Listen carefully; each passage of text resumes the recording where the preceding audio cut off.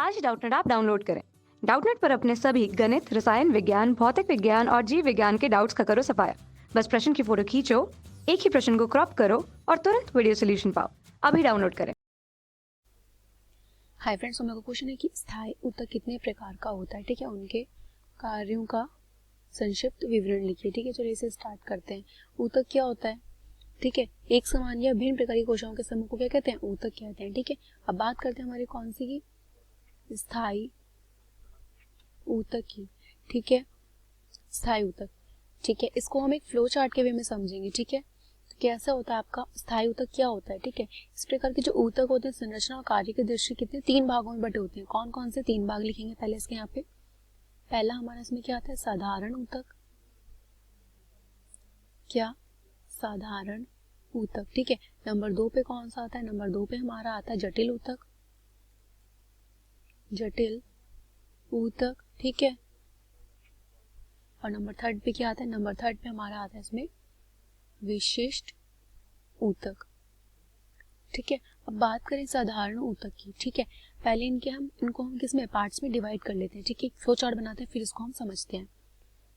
जो हमारा साधारण ऊतक होता है, ठीक है, ये कितना, ये 3 प्रकार का होता है। इसमें कौन सा आता है? पहला प्रकार आता है इसमें हमारा कौन सा? मृदु ऊतक। क्या आता है? मृदु ऊतक। नंबर 3 पे इसमें हमारा आ जाता है कौन सा? स्थूल कोण ऊतक। स्थूल कोण ऊतक। और नंबर 3 पे इसमें आ जाता है कौन सा? दृढ़ ऊतक। ठीक है, ठीक है, अब बात करते हैं जटिल ऊतक की। ठीक है, ये कितने प्रकार के होते हैं? 2 प्रकार का होता है। पहला कौन सा? पहला होता है इसमें जाइलम। ठीक है, जाइलम। अब जाइलम के भी प्रकार होते हैं। कौन कौन से इसमें जाइलम के प्रकार आते हैं? पहला आता है इसमें वाहिनिकाएं। कौन सा? वाहिनिकाएं। ठीक है, सेकंड नंबर पे इसमें आता है हमारा वाहिकाएं। ठीक है, क्या आता है? वाहिकाएं। नंबर 3 पे हमारा इसमें आ जाता है क्या? काष्ठ मृदूतक। काष्ठ मृदूतक। ठीक है, और नंबर लास्ट में हमारा क्या आता है इसमें? काष्ठ तंतु। क्या आता है? काष्ठ तंतु। ठीक है, अब बात करें किसकी? जाइलम की। यहाँ डालेंगे जाइलम के बाद फ्लोएम। फ्लोएम कितने प्रकार का होता है? ठीक है, फ्लोएम का प्रकार नहीं होता है। ठीक है, फ्लोएम संरचनाओं से मिलकर बना होता है। तो उन संरचनाओं के प्रकार देखेंगे, वो संरचनाएं कौन सी है जिनसे ये मिलकर बनता है। ठीक है, तो इसमें हमारा जो पहला आता है वो कौन सा आता है? पहला आता है हमारा इसमें चालनी अवयव। क्या आता है? चालनी अवयव। ठीक है, फिर क्या आता है इसमें हमारा? फिर आता है हमारा सखी कोशाएं। कौन सी? सखी कोशाएं। ठीक है, नंबर 3 पे हमारा इसमें आ जाता है फ्लोएम। यहाँ लिखेंगे फ्लोएम। क्या? मृदूतक। ठीक है, और लास्ट में हमारा इसमें आ जाता है क्या? फ्लोएम तंतु। क्या? फ्लोएम तंतु। ठीक है, अब बात करते हैं विशिष्ट ऊतक की। ठीक है, ये कितने प्रकार का होता है? ये 2 प्रकार का होता है। हमारा पहला जो आता है इसमें, ठीक है, वो कौन सा आता है? पहला हमारा जो आता है इसमें आता है ग्रंथि में ऊतक। ग्रंथि में ऊतक। ठीक है, जो ग्रंथि में ऊतक होता है, ठीक है, ये कितने, ये 2 प्रकार के होते हैं। कौन कौन से? पहला होता है बाह्य ग्रंथिल। कौन सा आता है इसमें? पहला बाह्य ग्रंथिल। ठीक है, और इसमें सेकंड आता है हमारा कौन सा? आंतरिक। कौन सा? आंतरिक ग्रंथिल। ठीक है, और इसमें हमारा जो सेकंड आता है वो होता है हमारा क्या? सेकंड जो है वो है हमारा रबर शीरी ऊतक। कौन सा? रबर शीरी ऊतक। ठीक है, तो अब हम इसे देखते हैं क्या होता है। तो ये फ्लो चार्ट हमने इसलिए बनाया ताकि आपको जब समझाऊं तो आपको कोई समझने में प्रॉब्लम ना हो कि ये प्रकार किसका है। ठीक है, तो स्थायी ऊतक हमने देखा कितने प्रकार का? 3 प्रकार। पहले हम इसमें लेते हैं साधारण ऊतक को। क्या होता है साधारण ऊतक? ठीक है, तो इस प्रकार की जो ऊतक संरचना तथा कार्य की दृष्टि कितने प्रकार की होती है? 3 प्रकार से। पहला मृदूतक, स्थूलकोण ऊतक, दृढ़ ऊतक। ठीक है, क्या होता है आपका जो ये मृदूतक होता है? ठीक है, मृदूतक में क्या होगा? इस प्रकार के ऊतक कहाँ पे, पौधे के कोमल भाग जैसे कहाँ पे पाए जाते हैं, ये पाए जाते हैं कहाँ पे, ठीक है, जैसे कि इसमें पत्ती में, ठीक है, पत्ते में पाया जाता है। कार्य क्या होता है इसका, इस ऊतक का मुख्य कार्य क्या होता है, पत्ती द्वारा बनाए गए भोजन जैसे किसको, मंड वसा, प्रोटीन को एकत्रित करना, और जैसे और क्या है, नागफनी की पत्ती में क्या, जल को एकत्रित करने का कार्य कौन करता है, यही ऊतक करता है, ठीक है। अब बात करें सेकंड वाले की, स्थूलकर्ण ऊतक की, इसमें क्या होता है, ठीक है, इस प्रकार के ऊतक पौधे के किसमें, कोमल अंगों में क्या करते हैं, लचीलापन उत्पन्न करते हैं, क्या उत्पन्न करते हैं, लचीलापन, ठीक है। और क्या होता है, जिससे पौधों में मजबूती आती है, और इन ऊतकों की सहायता से क्या होता है, पौधों की पत्तियों में सेलुलोज की परत पाई जाती है। कार्य क्या होता है, इस ऊतक का मुख्य कार्य पौधों के कोमल अंगों में क्या, दृढ़ता लाना होता है, ठीक है। अब बात करें थर्ड की, दृढ़ोतक की, ये क्या होता है, ठीक है, ये क्या करेंगे, ये ऊतक पौधे किसमें, कोशा की कोशा भित्ति में क्या करते हैं, जम जाते हैं, ठीक है, जिस कारण क्या होता है, कोशा भित्ति कैसी होती है, वो मजबूत और मोटी हो जाती है, ठीक है।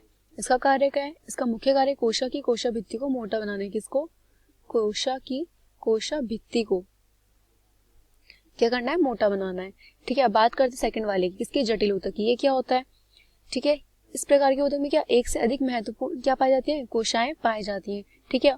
और इसका उदाहरण क्या आपका जाइलम और फ्लोएम आ जाता है, ठीक है। पहला जाइलम को लेते हैं हम, ठीक है। जाइलम में क्या होता है, जाइलम पौधे में किसका, जल संवहन ऊतक कहलाता है, क्योंकि क्या करते हैं, जल का एक जो पौधा होता है, ठीक है, उसमें जल का क्या करता है, उसमें एक स्थान से दूसरे स्थान तक पहुंचाने में क्या करता है, मदद करता है, यानी जल का संवहन करता है, ठीक है, पूरे पौधे में। तो क्या होता है, ये क्या करता है, ये जड़ द्वारा जो अवशोषित जल है, ठीक है, उसको और जो खनिज लवण है, ठीक है, उसको पौधे को विभिन्न भाग तक पहुंचाएगा, ठीक है। अब जो इसकी संरचना होती है, ये कितनी है, 4 प्रकार से मिलकर बना होता है। कौन कौन सी, वाहिनिकाएं, वाहिकाएं, काष्ठमृत, काष्ठतंतु। पहले के लेते हैं वाहिनिकाएं, ये क्या होते हैं, वाहिनिकाओं की संरचना कैसी होती है, लंबी, नुकीली तथा नलिकार होती है, ठीक है। और इन वाहिनिकाओं के दोनों सिरे पतले, नुकीले और कैसे होते हैं, वो बंद होते हैं, ठीक है। अब बात करते हैं किसकी, वाहिकाएं की, ये क्या होती है, वाहिकाएं बेलनाकार, नलिकार और कैसी, दोनों सिरों से खुली होती है ये, ठीक है। और वाहिका की संरचना कैसी, विशेष प्रकार की बनी होती है, जिसमें क्या होता है, जल एक कोशा से कहाँ पे, दूसरी कोशा में क्या होता है, स्थानांतरित होता है, ठीक है। तो वाहिकाओं का मुख्य कार्य क्या है, इसका जल का संवहन करना, ठीक है। नेक्स्ट आता है काष्ठमृत, ये क्या होता है, इस प्रकार की कोशाएं संरचना में कैसी होती है, वर्गाकार होती है, और क्या करती है, ये कोशाएं मुख्यतः जीवित होती हैं, और इनका मुख्य कार्य क्या होता है, भोज्य पदार्थों का तथा किसका, जल का संचरण करना। अब लास्ट आता है हमारा काष्ठतंतु, इसका क्या होता है, तो इस प्रकार की कोशिकाएं कैसी, लंबी, पतली और दोनों सिरों से कैसी होती है, नुकीली होती हैं, और इन कोशिकाओं का मुख्य कार्य क्या है, दृढ़ता व क्या देना, सहारा प्रदान करना पौधे को, ठीक है। अब बात करते हैं फ्लोएम की, फ्लोएम क्या होता है, तो जाइलम का जो मुख्य कार्य है वो क्या होता है, जल पहुंचाना, और फ्लोएम का क्या होता है, फ्लोएम का होता है ये भोज्य पदार्थों क्या करता है, स्थानांतरण करते हैं, किसका, भोज्य पदार्थों का, ठीक है। अब इसमें पहला हमारी संरचना आती है कौन से, चालनीय अवयव, जिनसे ये मिलकर बना होता है। क्या होता है, ये कोशिकाएं किसमें, सभी आवृतबीजी पौधों में पाई जाती हैं, ठीक है, अनावृत में नहीं पाई जाती, और इनका मुख्य कार्य क्या है, पत्ती द्वारा तैयार किए गए भोजन को एक स्थान से दूसरे स्थान पर पहुंचाना, ठीक है। इसमें छलनी के समान संरचना क्या पाई जाती है, संरचनाएं पाई जाती हैं, जो क्या करती हैं, जो भोजन पदार्थ को रुक रुक कर एक कोशिका से दूसरी कोशिका में पहुंचाती हैं।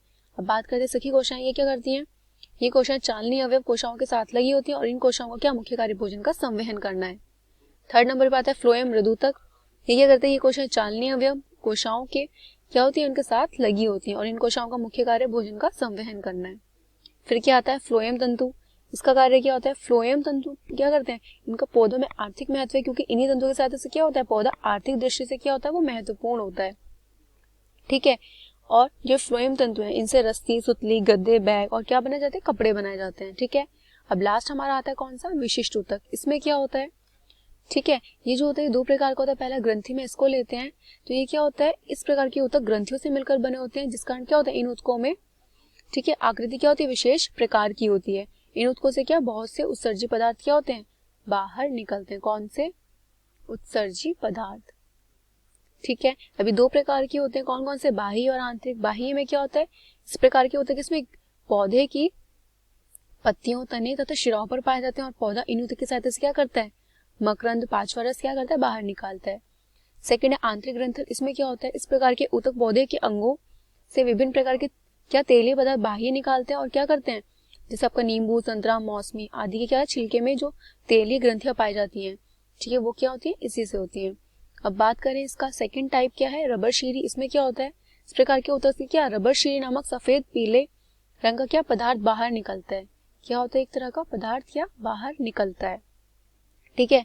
और ये ऊतक केवल किसमें, कुछ विशेष प्रकार के पौधों में पाया जाता है, जैसे आपका कनेर हुआ, ठीक है, पपीता, पोस, ये सब, ठीक है। तो क्या होता है, इस प्रकार के ऊतक से रबर के पौधे क्या करते हैं, एक दिन में कितना, 5 लीटर, ठीक है, 5 लीटर रबर क्या करते हैं, उसे बाहर निकालते हैं।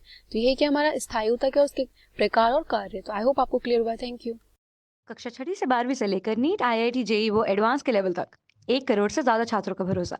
आज ही डाउनलोड करें डाउटनेट ऐप या व्हाट्सएप करें अपने सारे डाउट्स 8400 400 400 पर।